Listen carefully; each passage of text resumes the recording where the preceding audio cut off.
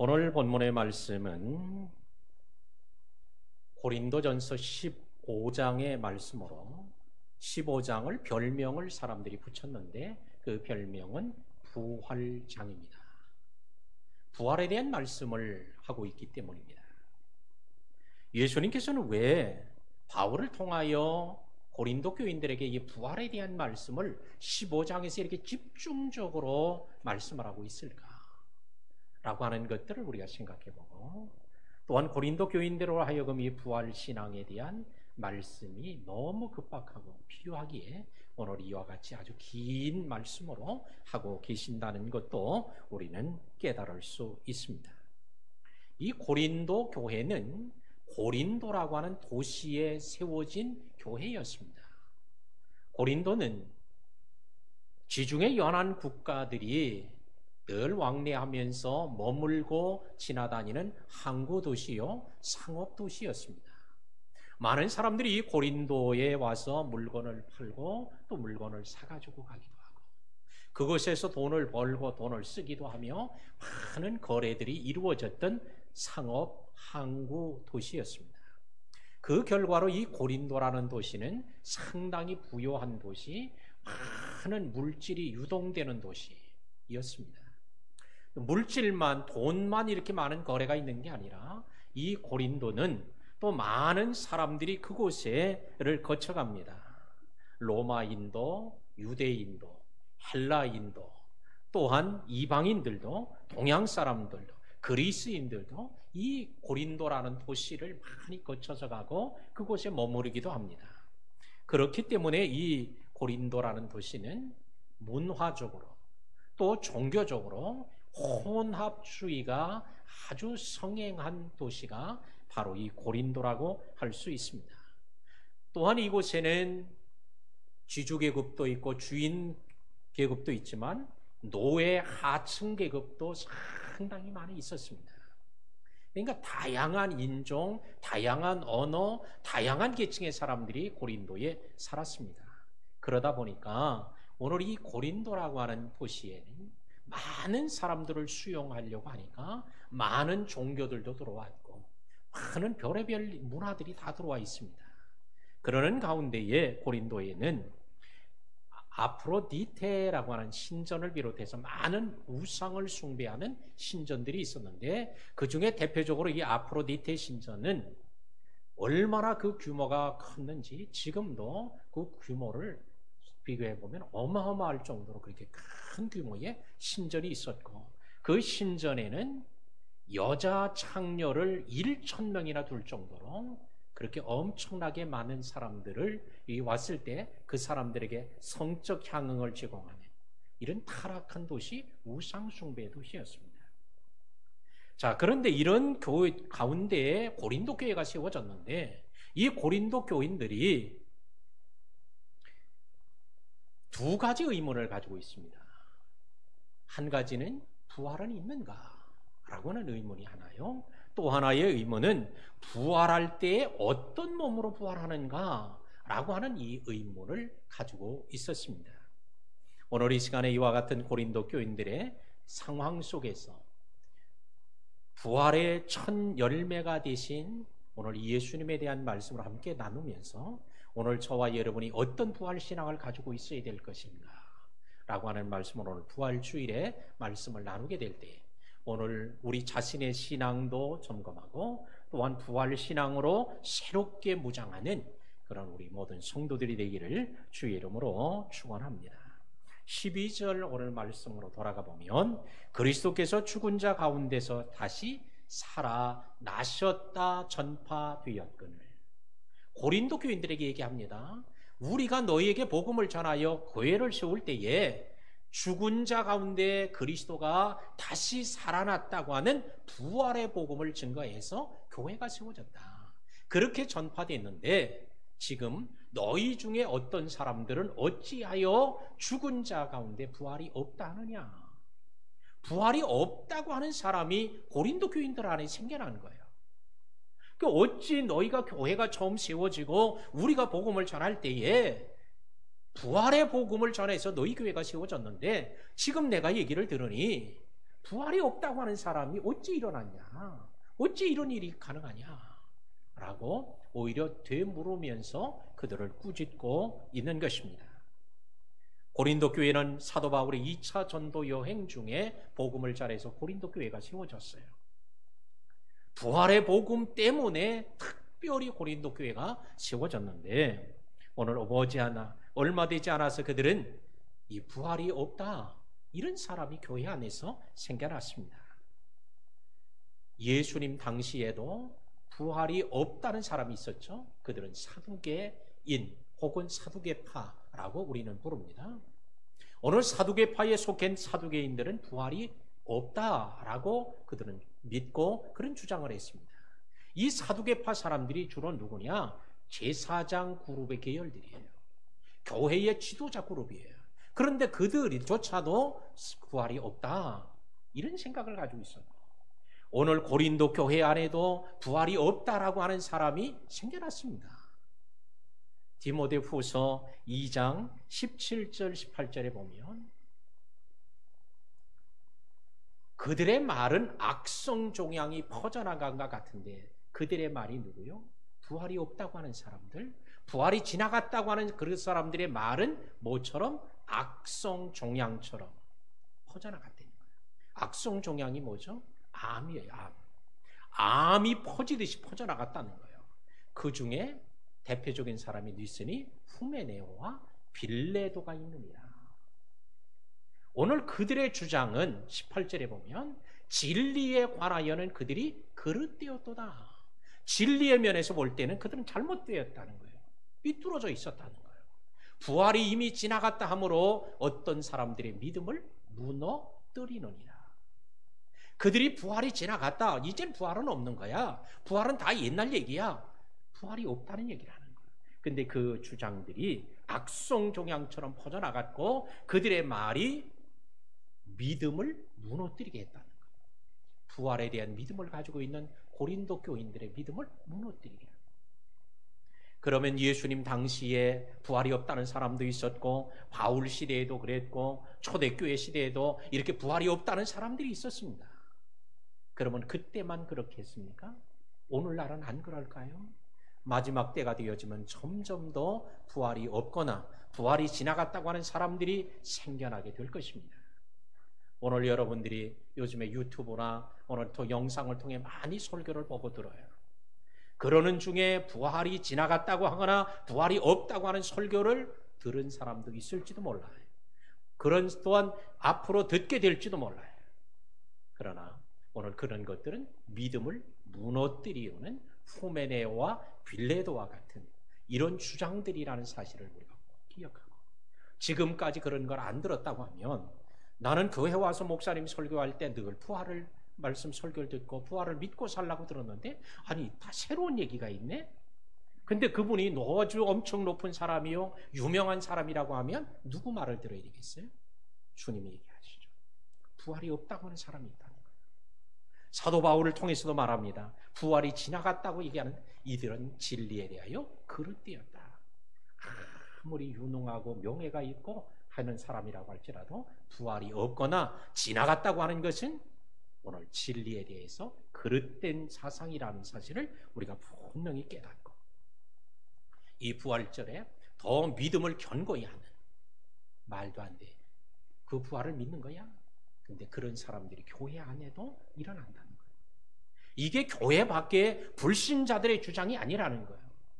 예루살렘 성전의 사두개인들이 바로 그런 주장을 했고 고린도 교회 안에도 사도 바울이 떠나가고 나서 얼마 되지도 않아서 고린도 전서를 보낼 때에 금방 그런 사람들이 생겨났고 후메네와 빌레데 같은 사람들이 초대교회를 어지럽혔습니다. 오늘 이런 사람들이 교회 안에도 있는데 소리를 못 낼 뿐이지 부활절을 믿고 부활절 새벽 예배에 나가는 사람은 지금 오늘날 시대가 어느 시대인데 부활을 믿고 그걸 믿는다고 교회를 나가고 있어? 은근히 비난하거나 은근히 우리 믿음의 성도들을 오늘 비난할 수도 있습니다.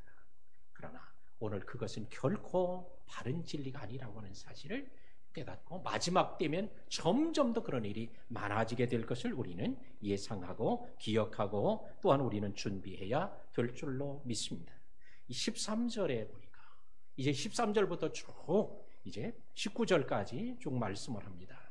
만일 죽은 자의 부활이 없으면, 죽은 자의 부활이 없다면 어떻게 되냐?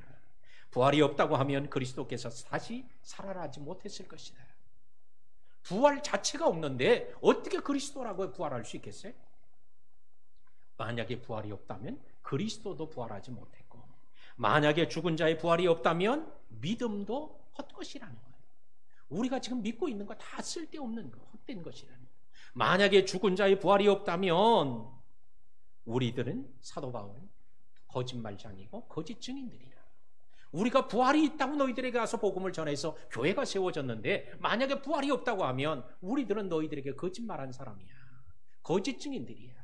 그러면 우리가 부활만 거짓말한 거냐? 우리가 말한 모든 진리가, 모든 말씀이 다 거짓이야. 다 무너지는 거야. 우리가 만약에 부활이 없다고 한다면 우리들은 너희들에게 전했던 모든 것들이 다 거짓말이었다. 또한 만약에 그리스도의 부활이 없다면 여전히 너희는 죄 가운데 있었을 것이다. 만약에 너희 가운데 부활이 없다면 그리스도 안에 잠자는 자들 다 망했을 것이다. 왜?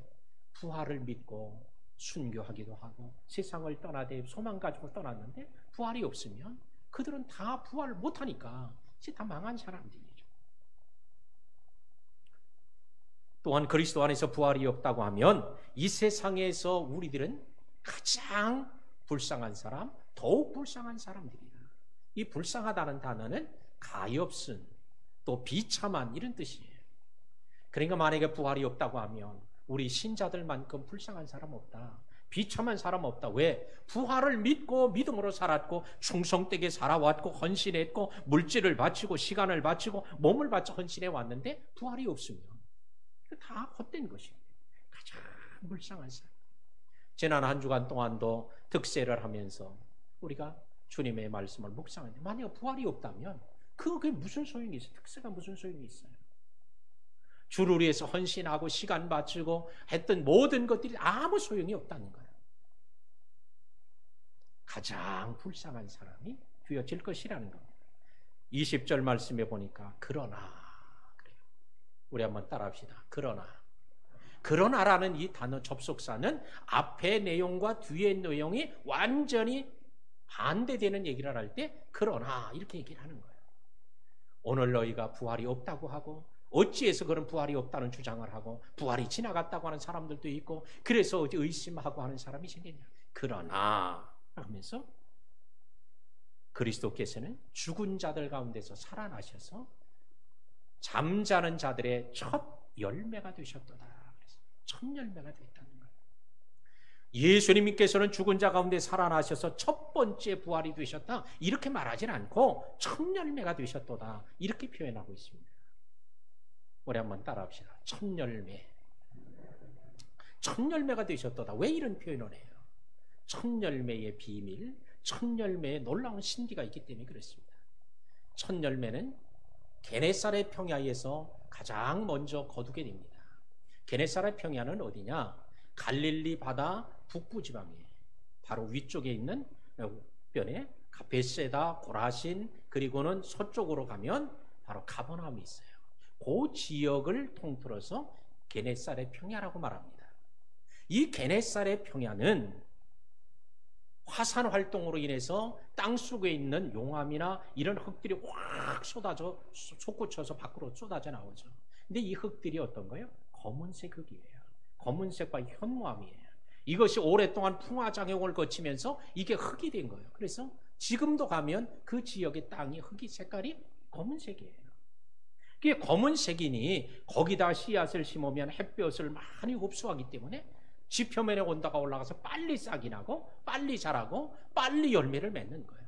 그래서 그곳에서 열매를 얻어서 첫 열매를 거두어 제사장에게 갖다 드립니다. 그래서 제사장에게 첫 열매를 드렸다는 소문이 퍼지기 시작하면 야, 게네사렛 평야에 첫 열매가 나왔대. 그러면 다른 지역에서도 야, 그럼 우리 동네도 이제 추수할 때가 가까이 오게 왔구나 하고 준비하게 됩니다. 기상청에서는 일기예보만 하는 게 아니에요. 이렇게 봄이 되면 꽃이 피는 개화예보를 합니다. 봄꽃이 어떻게 피는지. 그래서 제주도는 언제 피고, 남부지방에는 언제 피고, 충청도는 언제 피고, 강원도는 언제 피고, 쭉 이걸 이렇게 예보를 해줍니다. 그래서 이 제주도에 꽃이 피었다라는 소식이 오면 호남지, 남부지방에는 야, 우리도 곧 꽃이 필 거야. 이런 생각을 하죠. 그리고는 야, 봄에 꽃놀이 어디로 갈까? 다 사람들이 그 꽃 소식을 듣고는 우리 동네 꽃이 안 피었어도 우리 동네도 꽃이 필 것을 알고 이렇게 준비하고 또한 계획을 세웁니다. 가을이 되면 기상청에서 단풍 예보도 합니다. 단풍이 들면은 어느 북부지방에는 언제, 중부는 언제, 남부는 언제, 제주도는 언제 이 단풍 드는 거를 다 예보를 해요. 꽃의 예보, 개화 예보는 남쪽부터 올라옵니다. 북쪽으로 가요. 단풍 예보는 위에서부터 내려가요. 그러나 이 예보를 통해서 우리 동네도 우리 지역도 금방 단풍이 들겠구나, 꽃이 피겠구나 이걸 알게 되는 거예요. 첫 열매가 게네사렛에서 나왔다고 하면 사람들은, 다른 동네 사람들은 야, 이제 우리 동네도 이제 추수할 때가 가까이 왔으니까 다른 거 다 이제 뒤로 물어놓고 추수부터 해야 돼. 추수 준비를 하는 거예요. 그 얘기를 고린도 교회에게 해줍니다. 고린도 교인들아, 잠자는 자들의 첫 열매로 그리스도가 부활하신 게 첫 열매가 된 거야. 그러면 그리스도가 부활했다고 하면 내가 부활할 것이라고 주님 말씀하신, 나는 부활이요 생명이라고 말씀하신 주님이 나를 믿는 자는 죽어도 살 것이라고 말했으니, 이제 주님이 첫 열매가 되어서 부활했으니 주님을 믿는 자도 그 다음에 우리들도 이제는 부활하게 되겠구나 알지 않겠냐? 그래서 부활의 첫 열매라는 단어를 쓰고 말씀을 하게 되었던 것입니다. 우리 사랑하는 성도 여러분, 오늘 예수 그리스도의 부활이 없었다면 우리들도 부활도 없는 거예요. 왜? 주님의 말씀이 거짓이니까. 근데 주님이 부활하셨기 때문에 바로 그 첫 열매가 되셨기에 이제는 우리들도 주님 말씀대로 우리가 부활하게 될 줄로 믿습니다. 오늘 이 시간에 제가 여러분들에게 부활 신앙을 한번 점검해 볼 필요가 있겠다 하는 제안을 드려요. 우리는 부활절을 한번 몇십 년 다녔다면 몇십 번 부활절을 맞았을 거예요. 그러나 오늘 이 시간에 이 자리에도 예루살렘 성전이나 고린도 교회나 초대교회 안에 있었던 것처럼 부활이 없다, 부활이 지나갔다, 무리들은 부활하고 아무 관계도 없다, 이런 사람이 이 자리에 있을지도 몰라요. 그러나 감히 내색을 못할 거예요. 왜? 믿음 없다는 말을 들을까 봐. 오늘 제가 여러분들에게 손을 들라고 하지도 않아요. 대답을 하라고도 하지 않을 거예요. 시험지에다가 써내라고 하지도 않을 거예요. 왜? 써내라고 하면 난 다 부활 믿는다고 하고 다 나는 가지고 있다고 하면 그걸 어떻게 알겠어요?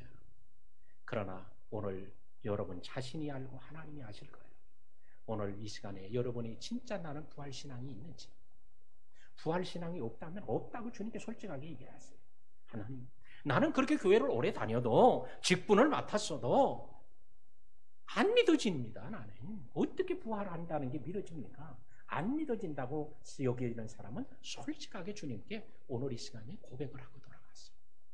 주님, 나는 안 믿어지는데 그런 믿음을, 진짜 그게 진리라면 주님 믿어지게 해달라고. 그래서 그러면 어떤 믿음을 가져야 될까? 첫 번째는 실제적 부활신앙을 가져야 돼요. 실제적 부활신앙은 뭐냐? 부활은 반드시 있다고 존재한다는 믿음이에요. 부활이 없다는 게 아니라 부활은 반드시 있다 라고 하는 전제, 이런 믿음이 실제적 부활신앙이에요. 두 번째는 역사적 부활신앙이에요. 예수님께서 2000년 전에 실제적으로 예루살렘에서 부활하셨다고 하는 것을 역사적인 사실을 믿는 거예요. 예수님 2000년 전에 계신 거 예수님도 못 봤는데 무슨 부활한 걸 믿냐? 이게 아니라 성경 말씀대로 역사적으로 계셨고 실제하는 인물이고 또한 부활이 역사적 사건이라고 하는 걸 믿는 신앙이에요. 세 번째는 자기 부활 신앙이에요. 자, 예수님은 부활했다? 믿을 수 있어요. 예수님이니까 부활했지. 근데 나 같은 사람이 어떻게 부활하느냐? 못 믿을 수 있어요. 근데 중요한 건 뭐냐? 주님이 그러죠. 나를 믿는 자는 죽어도 살 것이라고, 부활하게 될 것이라고 주님이 말씀하셨기 때문에 자기 부활을, 내가 부활할 것에 대한 믿음을 갖는 게 중요한 거예요. 오늘 저는 여러분에게 묻습니다. 여러분은 오늘 실제적 부활신앙을 가지고 있습니까? 역사적 부활신앙을 가지고 있습니까? 자신도 부활할 것에 대한 이런 부활신앙을 가지고 있습니까? 만약에 그 자신 있게 대답하지 못한다면, 어떤 때는 그런 신앙이 있는 것 같다가도 또 없는 것 같기도 하고 왔다 갔다 하는 사람도 있을지도 몰라요. 중요한 것은 자기를 지금 아는 거예요. 그래서 오늘 이번에 부활절에는 들어올 때는 어떻게 들어왔든, 나갈 때는 저 문을, 현관문을 열고 돌아갈 때는 참 부활신앙을 가지고 돌아가는 이런 역사가 있기를 주의 이름으로 축복합니다. 부활신앙은 우리의 삶을 바꾸는 거예요. 죽음을 두려워하지 않게 되고, 영원한 하나님의 나라를 바라보게 되고, 또한 주님을 위해서 부활하고 생명의 부활하심으로 주님을 만난다고 하는 이런 믿음을 가지면 이 땅에서 주를 위해 사는 게 아깝지 않고, 헌신하고 충성하는 게 조금 더 억울하지 않아. 그런데 그게 없다고 하면 얼마나 억울하겠어요. 이렇게 내가 충성해 왔는데 그냥 아무것도 없다면, 오늘 이 시간에 우리 자신의 신앙을 점검하고, 없는 사람은 주님 그게 진리라고 하면 성령님 내게 오셔서 깨달아지게 하고 믿어지게 하는 은혜를 주시더라고요. 이건 직분의 문제가 아니에요. 본질의 문제입니다. 오늘 고린도 교인들에게 어찌하여 부활이 없다고 하느냐, 후메네와 빌레데와 같은 이런 암과 같은 악성 종양과 같은 이런 존재들이 믿음을 무너뜨린다는 것을, 오늘날 교회 안에도 이런 무너뜨리는 사람들이 있을 수 있어요. 그러나 우리는 우리가 부활신앙을 가져야 이런 무너지는 사람을 세워줄 수 있어요. 이렇게 부활신앙을 가질 때 부활의 능력이 나타나서 병든 자도 치료되고, 문제도 해결되고, 가치관도 변화되고, 새로운 삶을 살게 될 줄로 믿습니다. 오늘 부활의 첫 열매가 되신 주님 때문에 우리는 그 첫 열매로 인하여 우리들도 언젠가 우리의 때가, 순서가 오면 부활되겠구나, 이런 믿음으로 하루하루를 승리하고 이 어렵고 힘든 위기와 상황들도 극복해가는 우리 모든 성도들이 되시기를 주의 이름으로 축원합니다. 이 시간에 함께 기도하겠어요. 오늘 진짜 나는 실제적 부활신앙을 가지고 있는지 오늘 스스로 주님께 이렇게 한번 내어놓고, 뭐 크게 할 필요도 없어요.